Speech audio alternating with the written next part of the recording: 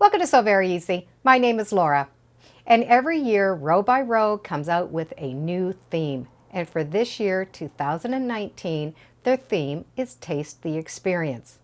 Now, this Row by Row is a program where quilt stores design a row or a block that you're able to put in a quilt.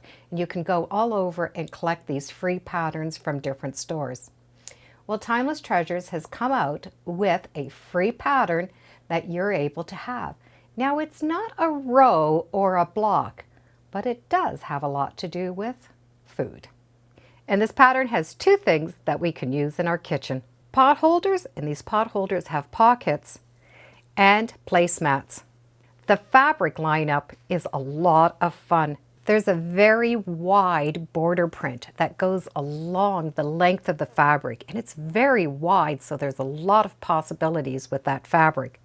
And lots of coordinates, but I've chosen the red and the black check.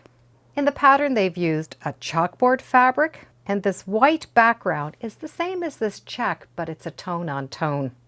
So I'm going to switch up the fabrics a little.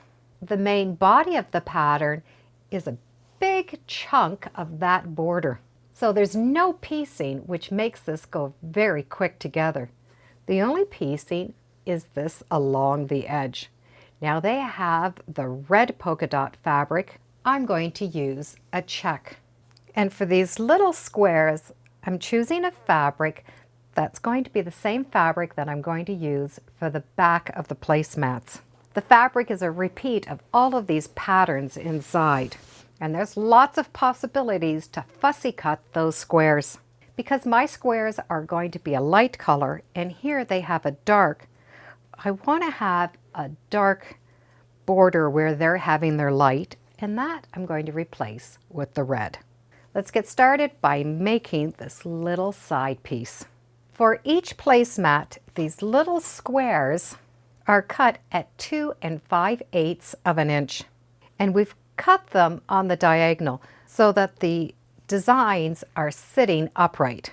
Those little triangles that are in between, we need to start off with a 4 1/2 inch square, and we get to cut that in half twice on the diagonal. And those large pieces are going to go in between, filling up those little triangular spots. For the bottom and the top, we need to start with a 2 3/8 inch square. We cut it in half on the diagonal only once. And those smaller pieces are going to fit on the bottom and fit on the top. I find laying it out in the direction that you want will assure that you get those smaller triangles in the right place. We can start by removing 2 opposite edges. From here, we're going to sew them in 4 rows. So we can just separate those rows and you'll see how they'll go together. So there's no set-in seams. We're just sewing straight edges. Let's start by sewing these 2 triangles onto this center square. When we look at that top piece, the larger triangle is going to fit right on top of that square. We're going to have 2 edges that match. Now, it'll probably be easier to sew it from one edge. That way you can start on a flat edge and stitch all the way up, coming right off of this point. With that 1/4 inch seam, you're going to find that you've come right off of that point. Now you can cut this point off now using the edge of this square. Just take a pair of scissors and trim off this point. It's easier to do it now while you still have that straight edge. Now when you open it up, this edge is going to be flat along the top.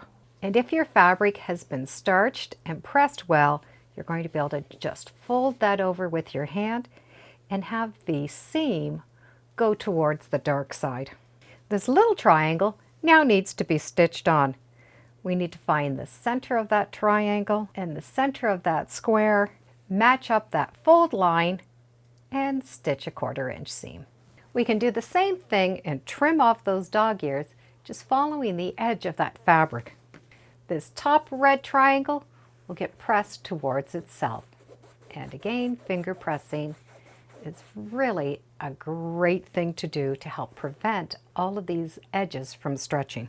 From here, we can sew this top triangle on, and that way we will be able to identify that this is going to be the top square. The same as we did this, find the center of that square, the center of that triangle, lay the edges down, and stitch a 1/4 inch.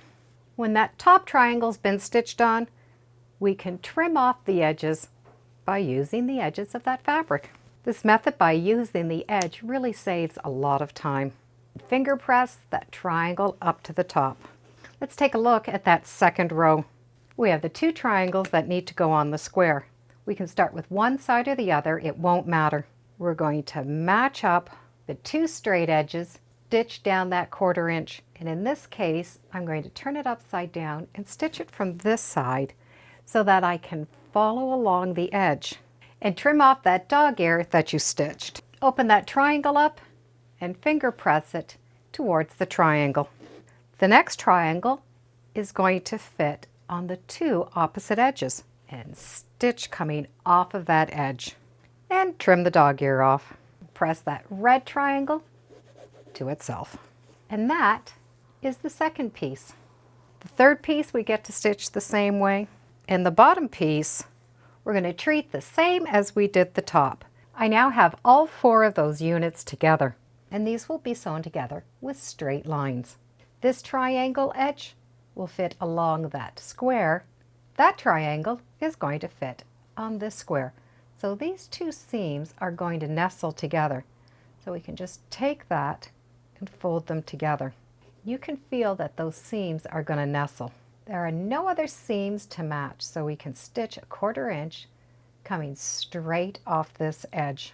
Now when we open this up, we've started that checker border going down, and the seam can be pressed in either direction.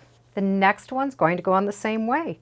The triangle and the squares are going to match up. My seams are nestled together, and I can stitch a 1/4 inch. When that one's done, we now have 3 of them on. Now we get to add that last one on. Same thing, the triangles and the squares are going to match up, and we get to nestle those seams. This measurement needs to be 3.5 inches by 12.5 inches. And we need a 1/4 inch coming from each of these points on the side and at the top and the bottom. And when we're done trimming it, we have that beautiful border for the edge. Once this one strip is done, the rest is going to go together very easily. For each placemat, we're going to need 1 strip of fabric, 1 inch by 12.5 inches. So all of this is going to equal that 12.5 inches. From there, we have that nice big border print, 12.5 inches by 14 inches. We can sew these 3 units together. And that's all there is to this placemat. The placemat is 12.5 inches by 17.5 inches. This is a great size for a placemat. However, I have a larger table, so I like larger placemats. So I'm going to repeat this border with that 1 inch strip and add it onto the other side. And with that second side duplicated, the placemat can be done. However, I really do like this little checkered fabric, so I'm not worried about the width.